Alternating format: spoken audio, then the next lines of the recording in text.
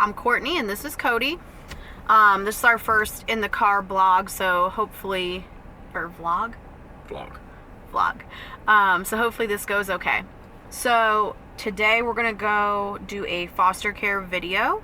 The first video that we posted was just kind of the introductions to foster care and why we got started with it, and some fears that we have going into it. But today we thought we would kind of bring to you the classes that you're going to have to go through.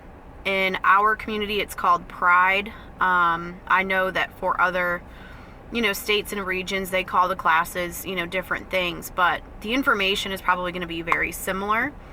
So we're going to let you know what our classes were entailing, and then also tell you the information, the list of information that we were given that we would have to provide to our social worker in order to become licensed foster parents.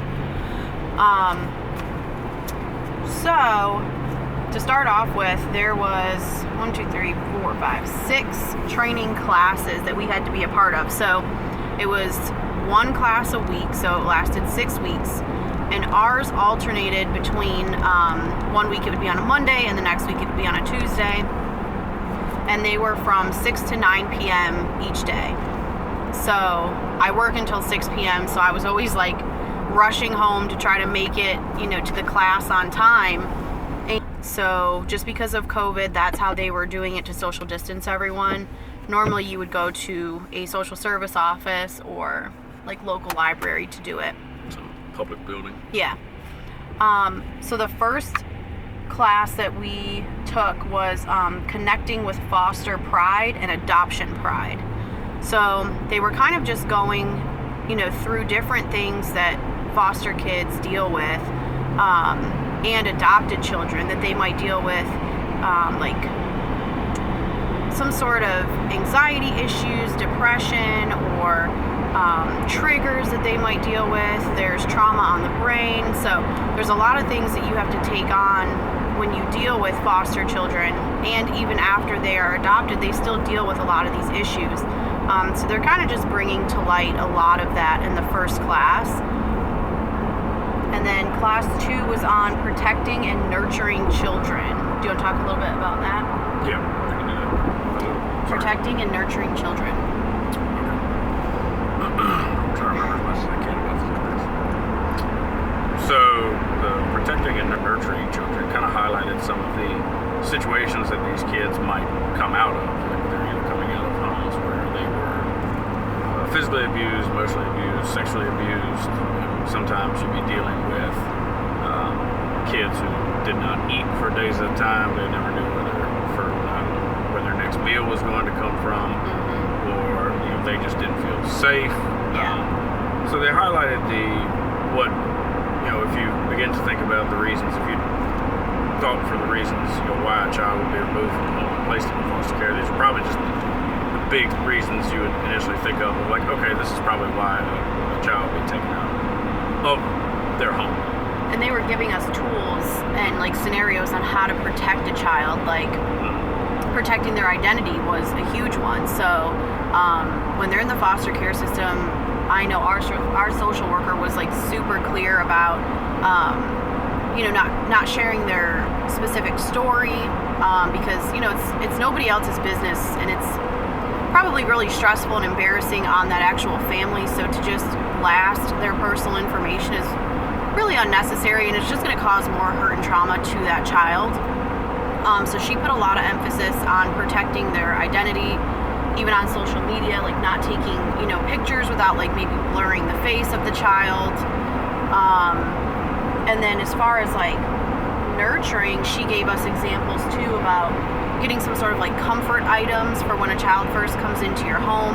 Obviously like age appropriate items. You're not gonna give a little blankie to a teen that comes in, but you could do like a large blanket, or like a heated blanket, or like all the sensory items. Maybe like put a candle in their room, like some sort of calming scent. And obviously like if you're dealing with like a little kid, maybe just doing like stuffed animals or something sensory related to help comfort them, because they're gonna be scared regardless of the age. Like teens might put on a better face, but fear is still there in all these children. And rightfully so. You know, I mean, imagine going to a stranger's home and being like, hey, you're gonna stay with us until we don't know when, but hopefully you like us. Like, that's really scary. Yeah. I got nervous even going to like friends' houses when I was little, and I knew them. But it's just a separation thing, so I couldn't imagine. Like, that's really sad. Yeah. And yeah, like with the comfort items, like a suggestion that I think our social worker gave for us. I think it was something that she did, or maybe just simply a suggestion, but for like say the kids, say a common fear was never knowing where your next meal was going to come from. She would create like a snack basket, and she would make it clear, like, you can take this stuff any time of the day, whenever you want, whenever you feel hungry. Like, you don't have to feel like you need to ask. And it was decently healthy snacks, granola bars, nuts, some form of, veggie chips or whatever it was. She had but it was just a basket, fruits, things like that. Just a basket of, you don't have to ask. Right. Just come get it. You put the control and the comfort in the child's hands, more or less, or the teen's hands. I mean, these aren't just limited to age-specific groups. Oh, and she said night lights too. So our social worker is actually a foster mom herself, which is something that I was really just blown away on, because I felt like she wasn't teaching us just from a book, but she was giving us real life experience. So listening to her teach felt more personal than it did if you were just dealing with some other instructor who's just, this is their job, and then they go home to a quote unquote regular family at night. She had a lot of experience, years and years of experience. So she actually brought up night lights, and she specifically did teen boys only. And she said you would be surprised at the amount of teen boys that I had come in my home who still appreciated a nightlight. I would shut it off sometimes, and they would say, no, can you please leave that on? And she was like, age doesn't matter. Fear is still prevalent in, any person. So maybe just having a nightlight on before they come, that way they don't feel embarrassed to, say they're afraid of the dark, or prefer just, a little light. Just doing things like that will go a long way to comfort a child, especially when they first come into your home. And this second thing I was thinking of was having like toiletry items, or like everyday items available for them. Like, so, like maybe if they were a little embarrassed, or maybe just a little hesitant to ask, like, that's true. Having a good stock of toothbrushes, toothpaste, body wash, shampoo, other hygiene products, things deodorant, like that. Stuff that's readily available, like, but in a place where that's probably more age specific for like older children, but you wouldn't leave some of that stuff just available for smaller children to come get, but having like a stockpile of stuff like that. Yeah, and then also making that like, hey, this is where you can find this stuff. If you need something, just come get it. You don't have to ask for it. Right. And letting them, I feel like that gives them the freedom of, at least the feeling and the freedom of having some measure of control. Like, okay, I can control, maybe, whereas in their previous home or whatever situation they came out of, they didn't have that. Now they can have that. And that may be a foreign concept to some of them, but, can begin to kind of comfort them of like, okay, I now have some sort of control over this. I don't have to worry about it anymore. So class 3 was meeting developmental needs, loss, trauma, and resilience. So I don't remember the exact age difference as far as like mental age and physical age, but she did say that children that come into foster care are a lot of times, dealing with some sort of neglect, meaning they probably didn't have a lot of time spent with them to help their developmental needs. Whether it was like learning how to read, to spell, to speak correctly. They could have, some speech therapy that they need to do, or, their education level could be a lot lower than their age. So she really put a lot of emphasis again on meeting these developmental needs, especially while they're in care, because they have all these resources available to each kid to be able to get their social development, where it needs to be, their education level where it needs to be, while also trying to work through the trauma and, these triggers are going to happen, and you're going to have to be their eyes and ears to kind of advocate, speak for them as you're noticing things. So it might be embarrassing to the child, but if you realize that maybe when they're triggered, they begin to stutter, or maybe they have issues peeing the bed when they're afraid of the dark. You need to pick up on these things so that you can initiate some sort of change to help implement growth in them. And I know, with trauma and resilience, that was kind of interesting to me more, just because it's pretty crazy how everybody thinks kids are really resilient, but I feel like the right word for that is almost like they become cold, and it's sad. Trauma really makes parts of your brain almost just shut off. Resilience to me kind of sounds like you can bounce back, but I don't really think a lot of these kids actually have the opportunity to fully bounce back. I think it truly can affect them for the rest of their lives if not treated properly. So I think it's really important that we do our jobs to help meet their needs developmentally and pay very close attention to these children and give them all the attention that we can, because they deserve it and they need it. Yeah. Class number 4 was strengthening family relationships. So this class, it was always emphasized to us that the main goal, the main intent of foster care system was, first and foremost, family reunification. It was never the goal of CPS or DSS or whatever your department is. It's never their goal to take and keep a child away from their birth family. And if anything, that is the permanent removal of a child from a home is the absolute last resort. If things just cannot be fixed, birth parents aren't working, right? With DSS, they're not improving. They go to the family too. They try to find any sort of kin to the child to place them in that home, just to stay in that same family group. So yeah, they do that first too. Yeah, they look at the least impactful, what's going to create the least amount of trauma. Yeah. Staying with the family. Being removed from home is traumatic enough, but the least amount of trauma would be then helping the family fix whatever issues they had, or creating a better environment so the child could return. Next circle outside of that is maybe they can go live with other family members that they are comfortable with, that they know that will provide the loving, protecting, nurturing environment that they're in, so on and so forth. And they begin to, just basically think of it as rings. Entering is least impactful, and then it goes. They respond only as necessary to whatever the situation may be. But they work with the families. They work with the birth families. They find, maybe they're dealing with a substance abuse problem in the home.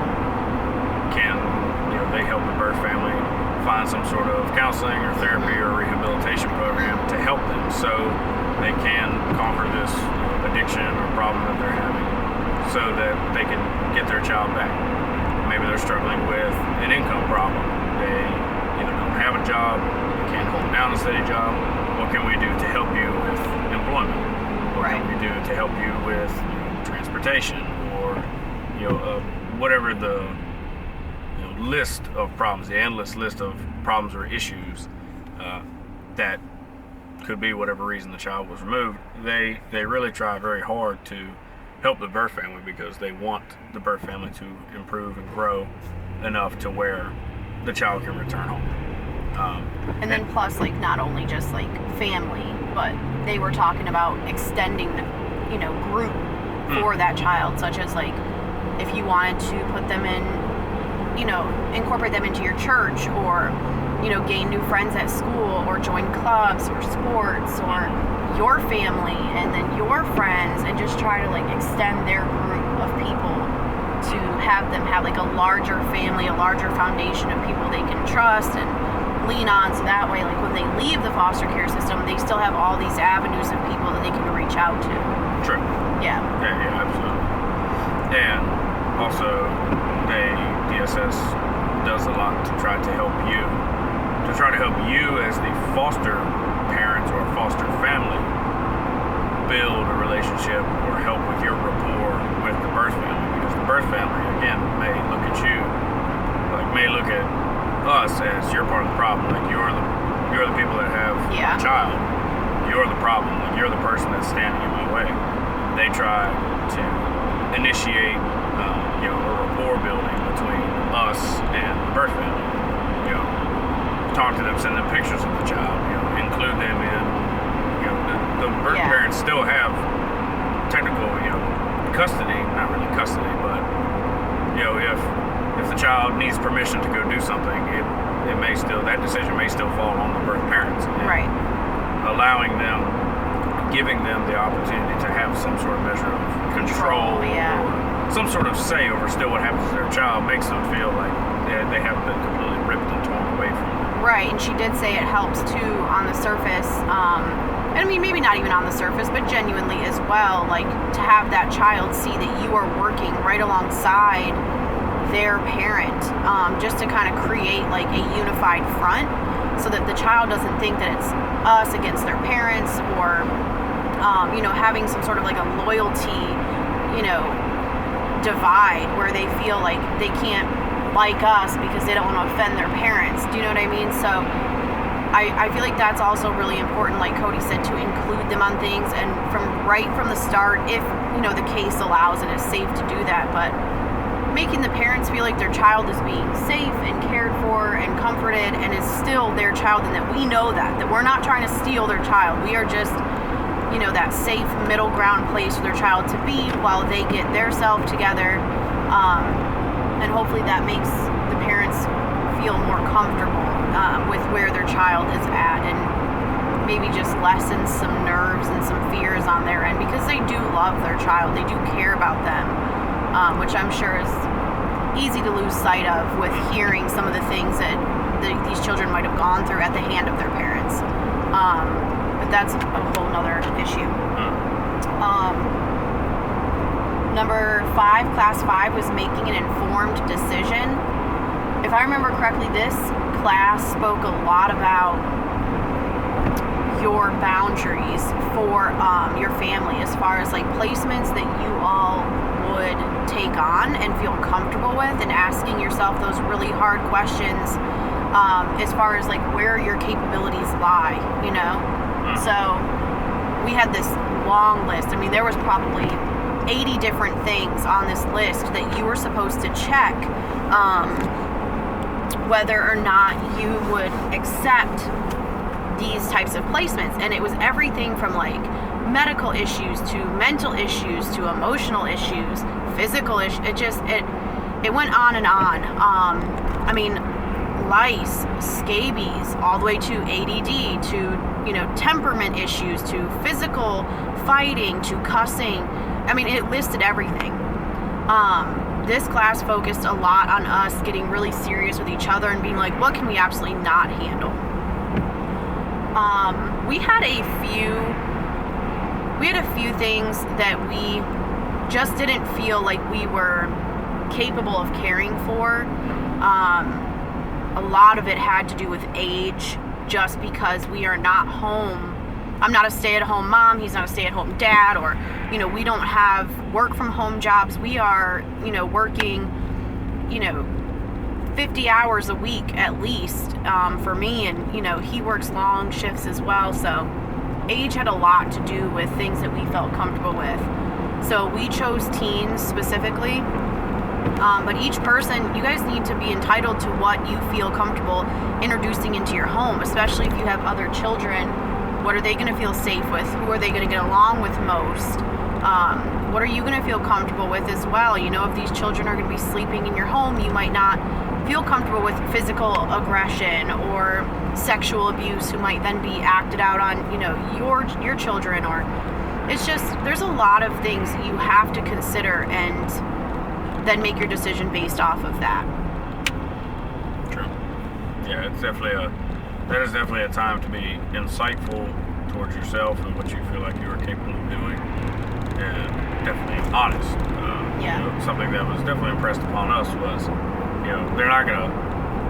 The Department of Social Services or Child Protective Services is not going to judge you if you say, I can't deal. Not that I can't deal. I feel like I cannot care for a child that has, whatever struggles they're going through, whatever.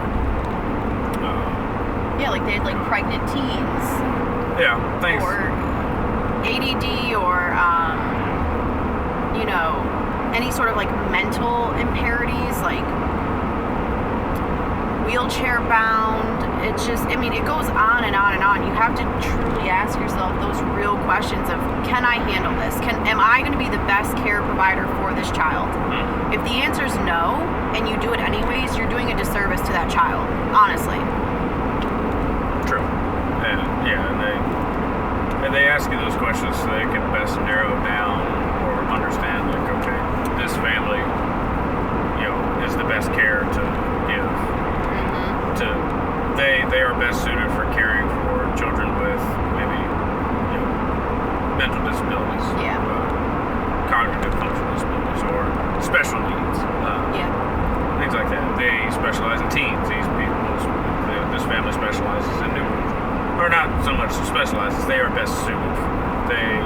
They do their best to understand what your strengths are as foster parents, and then place children with you that you would best mesh up for to minimize the impact of being placed in foster care. They want the best. They want the best for the child, and they try to put them in the best environment to nurture them. Definitely. And then class 6 was all of the policies and procedures for our specific county. So I don't want to get too in depth with that, because unless you're in our county, your policies and procedures could, vary. So